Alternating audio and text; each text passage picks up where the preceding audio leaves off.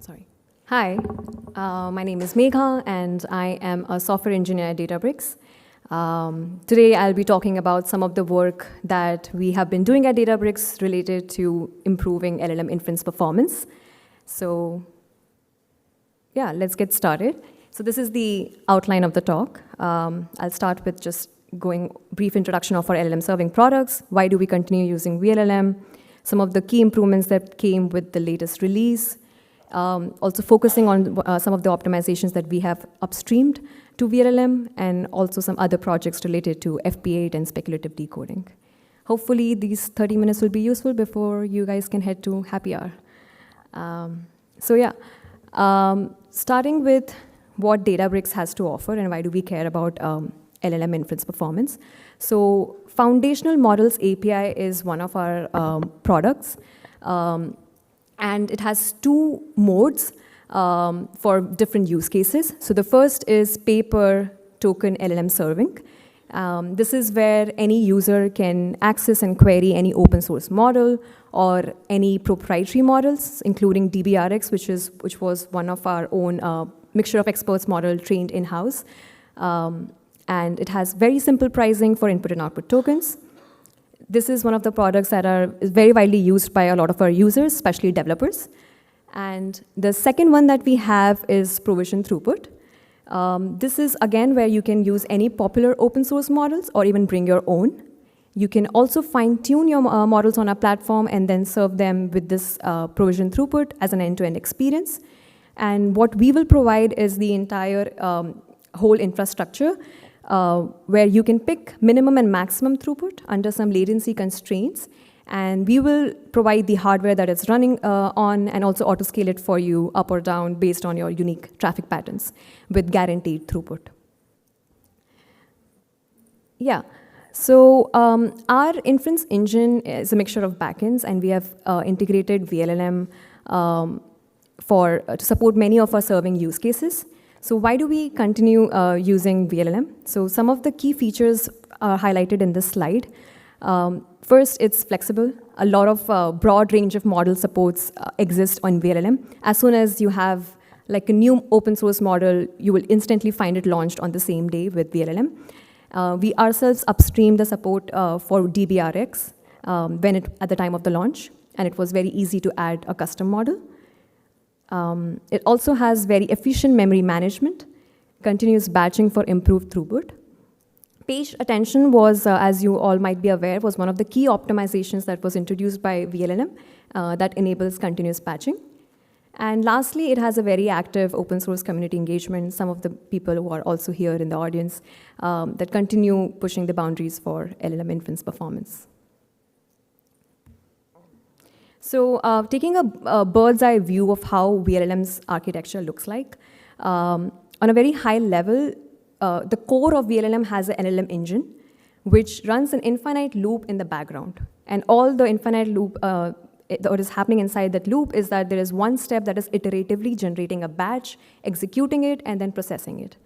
So inside every step in vLLM, you have a scheduler, which prepares the input tensors to run this on the GPU. So it allocates KV cache for any new requests. It updates the status of the sequences as prefill or decode, and it mixes all the batch together, and then finally ships this off and broadcasts it to the workers, which then runs its own model shard of weights.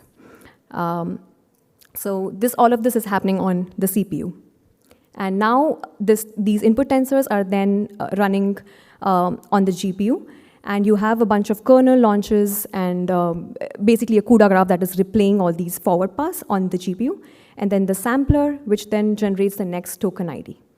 This is then shipped back to the CPU, where the output processing is happening. And inside that, what you have is detokenization, updating again, checking for like stopping sequences, removing any of the sequences that have been finished from the batch, and then finally streaming the output tokens back to the user. Right? So a lot of things happening inside one decoding step, but the same thing keeps up happening from every, in an infinite loop. So we ran some profiling to see how much of the time the GPU actually stays idle inside each decoding step. So as you can see here, only the forward pass is where the GPU is actually being used. So we ran some torch traces for Llama 3.170B on 4x H100 with FP8 per tensor quantization. And we saw that at batch size 1, 2.6% of the time GPU is idle and not being utilized. And as you increase the batch size, it becomes 14%. And if you increase it even further, it becomes 25%. So clearly, very inefficient and lots of room for improvement.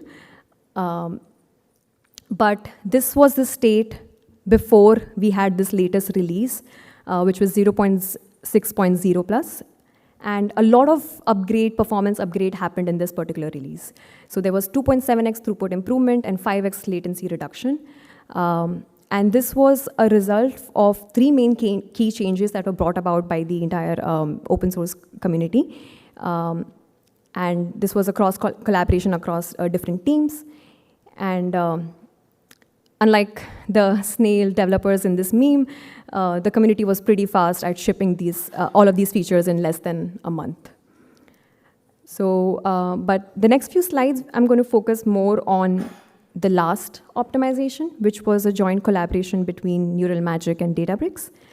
So asynchronous output processing is the key idea behind asynchronous output processing is that you delay the output processing of step I to step I plus 1. So if you see this diagram, on the top is the state before asynchronous output processing was enabled. So you have schedule, forward, and output. But with the asynchronous output processing, all we are doing is that while the model executor is running for step I, we are simultaneously processing the outputs from the previous step. Previous step, I minus 1. So what happens here is that this entire large white bubble gets reduced. So your per token output latency is reduced because you're reducing the GPU idle time by concurrently running your output processor with the model executor. However, there are some trade-offs. Because this is delayed, the output processing, the time to first token will be slightly increased by a few milliseconds. Also, this approach assumes that all the sequences from the previous step will be scheduled for the next step because the output processing has been delayed. So you might end up decoding 1 extra token per request, but overall, the benefits of the reduction in the time per output token and latency and improved throughput makes this a worthwhile trade-off for most of our use cases.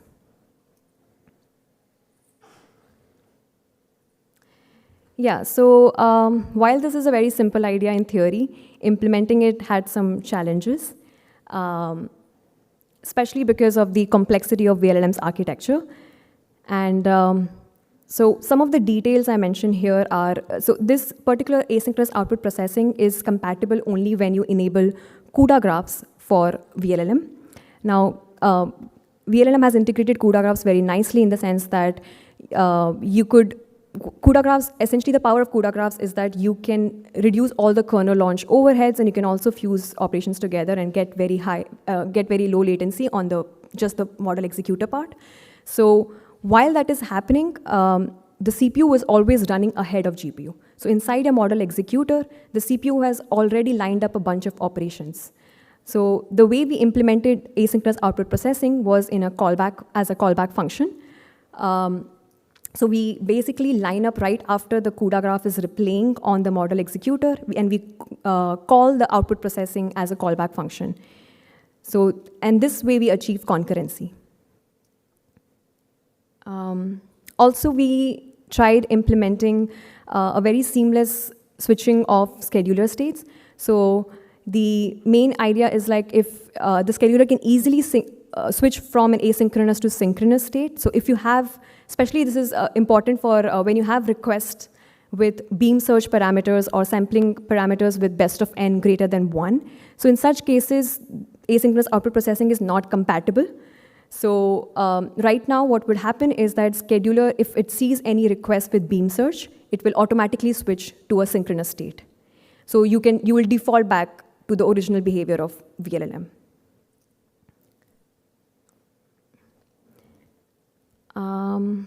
Yeah, so some results of asynchronous output processing is that we ran, again, 3.170B on 4x H100 with FP8 per tensor quantization. And the speedup that we see on prefill heavy workloads is, so in this graph, what you see is the blue line is the baseline, and the red line is with the output, asynchronous output processing. X-axis has throughput, y-axis has latency. So you see a lower throughput, lower latency for the same throughput. Essentially, there is going from 1.01 to 1.09%, 9x speed up for prefill heavy workloads. So when you're, this is basically for 3,500 input and 300 output tokens. So you see at most, so basically the advantage here lies at high batch sizes because the CPU overheads grows linearly with the batch size. So you see a much higher speed up, which is the green line, at higher request per seconds. Similarly, for decode heavy workloads, so this is where I send requests of like 100 input and 300 output tokens. The speed up is larger, so you get almost 14% speed up with the asynchronous output processing at high requests per second. Another optimization that I would like to talk about, this was led by Anyscale and Neural Magic. Multi-step scheduling is something that brought about a huge improvement in the latency and throughput. So the core idea behind multi-step scheduling is that you schedule multiple decode passes in one large step. And what this essentially does is that it amortizes the cost of scheduling and post-processing over n steps. So remember the graph that we saw before, which had schedule forward and output processing here. So with multi-step, what you'll do is you schedule n steps, and then you do forward pass for n steps, and then you do output processing of n steps, right? But the disadvantage is that if you just have multi-step scheduling, the output tokens are streamed back to user only 1 out of n steps. So let's assume you run your multi-step scheduling for 8 steps. You're only streaming back without asynchronous output processing. You will be streaming back the output tokens 1 out of every 8 steps.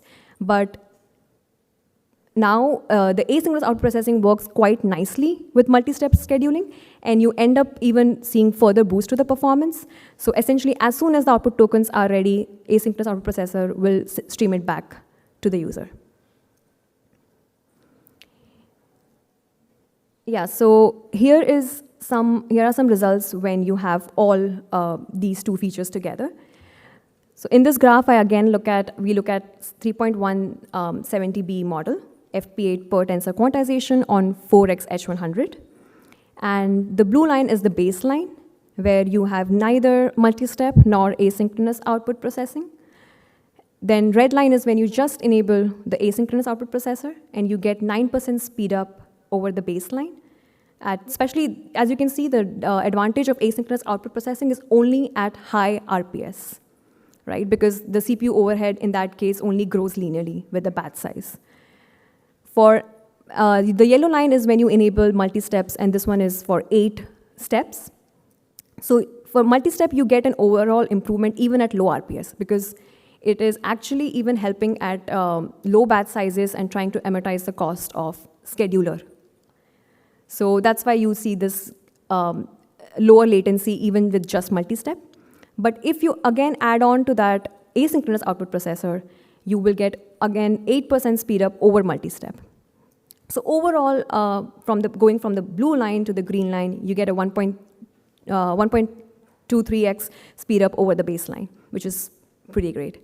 Yeah, so this was an effort led by Anyscale and Neural Magic. And yeah.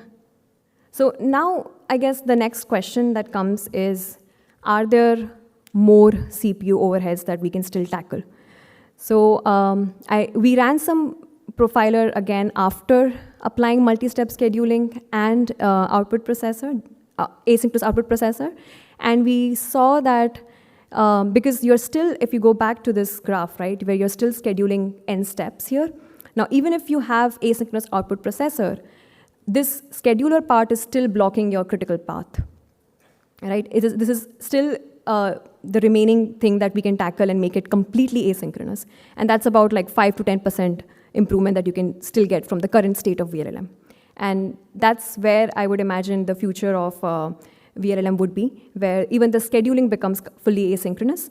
And you basically, when you're running your model executor for step T, you start prefetching the input tensors for the next step, and at the same time do lagged output processing from the previous step. So basically, when you have an hardware like H100, you want to keep it busy all the time. So talking about some of our other optimizations.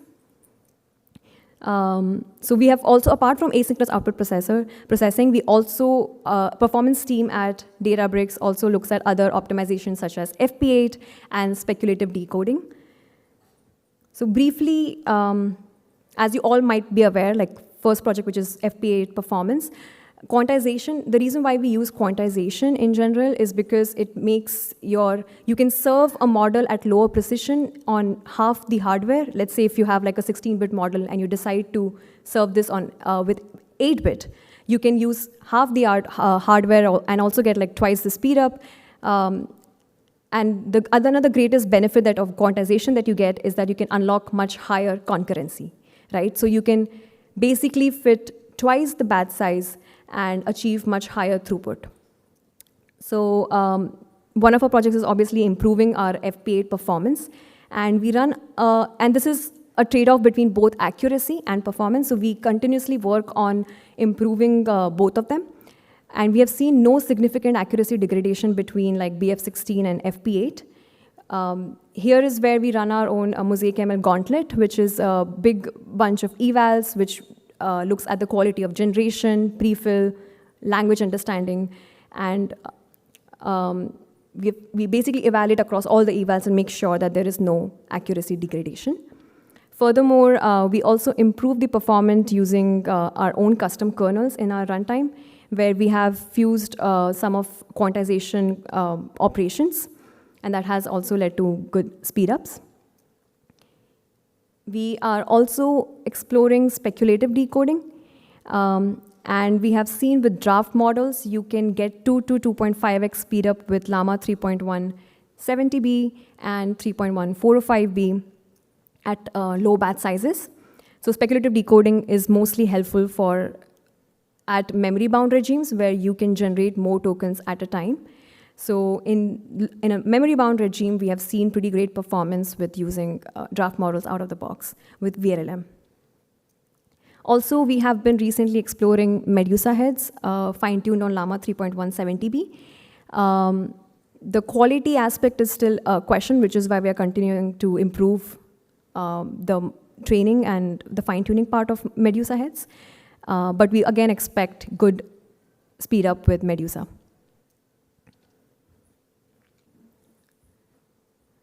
So yeah, in conclusion, we spoke about asynchronous output processing, which helps in reducing overhead at high RPS. And also multi-step and asynchronous output processing together gives like 1.25x to 1.35x speed up across all workloads.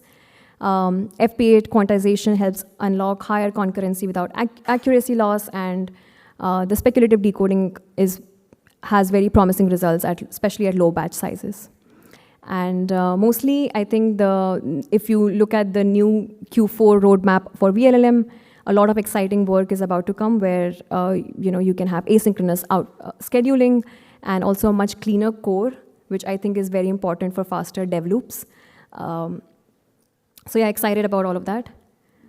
Overall, thank you to the entire vLLM community members, and special thanks to Alex from Neural Magic and Vosuk from UC Berkeley for collaborating on asynchronous output processing.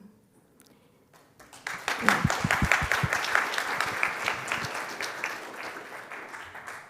Let's see, we have, any more, if there are any questions, I would love to answer. Yeah. Hey, yeah, great talk. I was curious for multi-step scheduling. Like, how do you decide how many steps? You used 8, but why not 4? Why not 16? Like, how do you get to the number of steps to use there? Yeah, that's a good question. So it's actually a trade-off. If you increase the decoding steps, you would get definitely lower latency because you're doing lesser CPU to GPU syncs. But at the same time, this means that during those steps, no new request will be scheduled because the scheduler has decided to run all these 16 steps in advance. Let's say you make it 16. And if there are any other newer requests that are coming during that time, those will be delayed. So it's like a trade-off. There are other questions related to memory allocation. If you run out of it, then you would want to come back and again schedule. But a lot of that is handled by multi-step scheduler. But yeah, it's a trade-off essentially. 8 is the recommended number. You mentioned that you use like the profiler to find out like interaction between CPU and GPU and where you spend most of the time. Could you tell us more details? Like first, what profiler you find to be particularly useful for that? And second, how do you like figure out like from that profiler result, what's the most profitable part to be optimized? Sorry, what was the second part of your question? What? So once you have a profiler result, like how do you get from that profiler result, you find which part of the system is most profitable to optimize on? Got it. Yeah, yeah. So we have used Torch Profiler. So something very easy. We can just dump out the traces from a simple Torch Profiler. But we have also we dumped the results like in a JSON. I have like some wrapper functions on top of it to get like an aggregate information about where the next bottlenecks are. But essentially, it just comes down to looking at the traces one by one and finding at the CUDA streams and also the CPU where exactly do you see those white spaces. So that's basically how we try to look at all the traces. So yeah.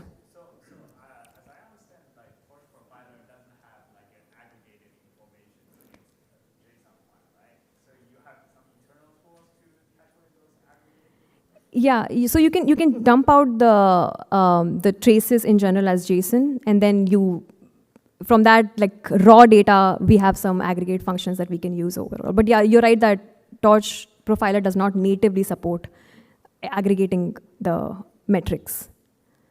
So yeah, it'll be basically like you export the raw data and then do like a data analysis off like in a different notebook or something.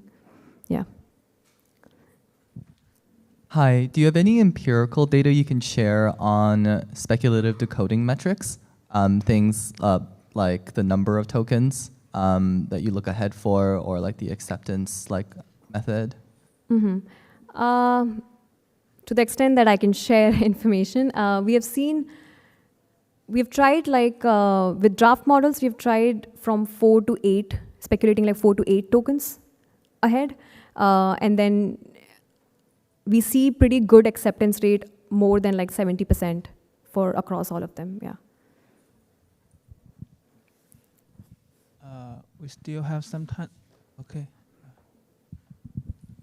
Thanks for the talk. Speaking of speculative decoding, and we found that, and as you mentioned, the benefits of speculative decoding is high when the batch size is small, right? And the benefits could be limited or even negative when the batch size is large. So do you have a plan of like dynamically changing the speculative decoding strategy based on real-time workloads or something like that? Yeah, that's a good question. Yeah, you're right that it's a graph which sort of like decreases, and the maximum benefit you get is at the batch size 1, and then it just linearly decreases and even goes negative beyond, I would say, like 16 or 32 batch size. Mostly right now, we are in a very early stage, so it's empirically, we have observed like a particular batch size, and then we would just toggle it in our inference service. But yeah, we're still thinking around like more smarter technology, methods to dynamically change based on actual traffic patterns. But right now, it's mostly something very basic, that where you see like after certain batch size, you just turn it off. Yeah.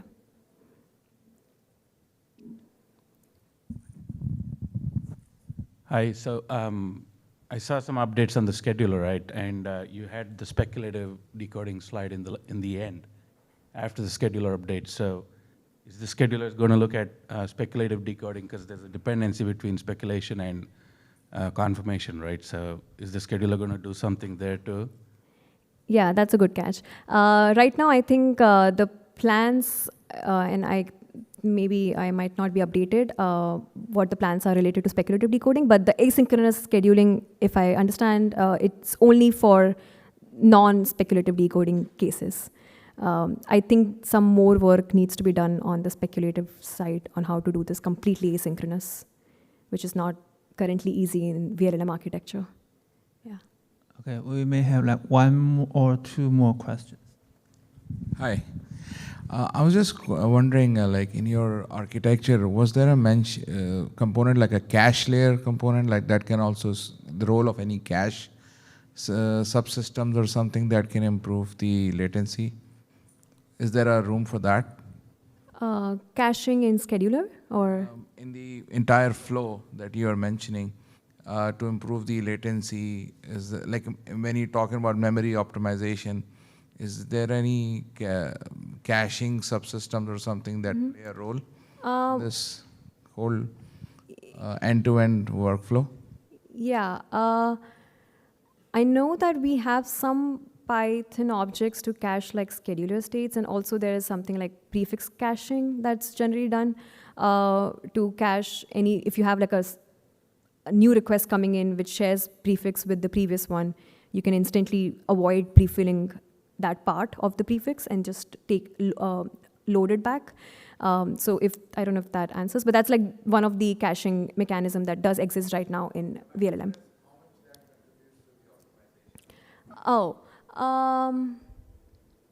So that is actually, this is base optimized. The numbers that I showed in the slide here right now are without any of the caching. So even with caching, it would still help. In fact, even more. But this is base performance with no prefix caching. Given the interest of time, we don't take more QAs, but yeah, Megha is still here. We can like talk in person. Yeah. So thanks again for the great talk.